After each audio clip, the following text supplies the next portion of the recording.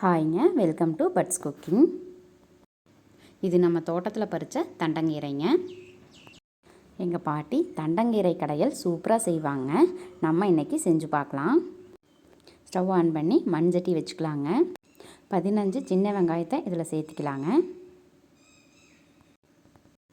6 to 7 பச்சை மிளகாயை சேர்த்திக்கலாங்க. 1/2 tumbler தண்ணி ஊற்றிக்கலாங்க. கருவேப்பிலை ஒரு 2 கொத்து போட்டுக்கலாங்க. சீரகம் 1/2 ஸ்பூன் ஆட் பண்ணிக்கலாங்க.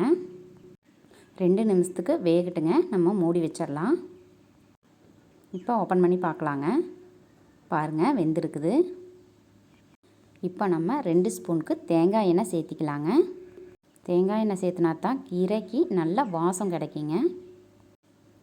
இப்போ தண்டங்கீரையை இதில் ஆட் பண்ணிக்கலாம்.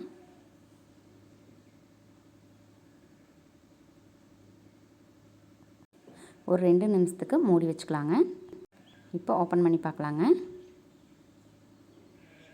பாருங்கள், நல்லா வெந்திருக்குது. தண்டு பகுதியை அமுத்தி பார்த்தோம்னா தெரியுங்க, இது நல்லா வெந்துருச்சுங்க. இப்போ உப்பு ஆட் பண்ணிக்கலாங்க. மறுபடியும் 1 ஸ்பூன் தேங்காய் எண்ணெய் சேர்த்திக்கலாங்க. நல்லா கடைஞ்சி விட்டுக்கலாங்க. முதல்லையே நம்ம உப்பு சேர்த்திட்டோம்னா இந்த கடையல் வந்து கருத்து போயிருமுங்க. கீரை வந்து கரையர்னு ஆயிரும். அதனால் லாஸ்ட்டில் தான் கீரைக்கு உப்பு சேர்க்கணுங்க.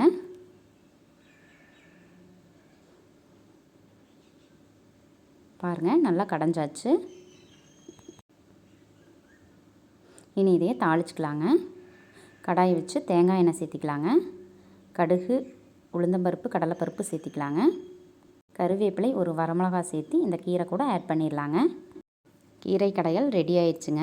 இது சாதத்துக்கு ரொம்ப டேஸ்ட்டாக இருக்கும். எங்கள் பாட்டி இப்படி தான் செய்வாங்க. நீங்களும் ஒரு தடவை இதை செஞ்சு பார்த்துட்டு நல்லா இருந்தால் கமெண்ட் பண்ணுங்கள். மறக்காமல் சப்ஸ்கிரைப் பண்ணுங்கள். தேங்க்யூ.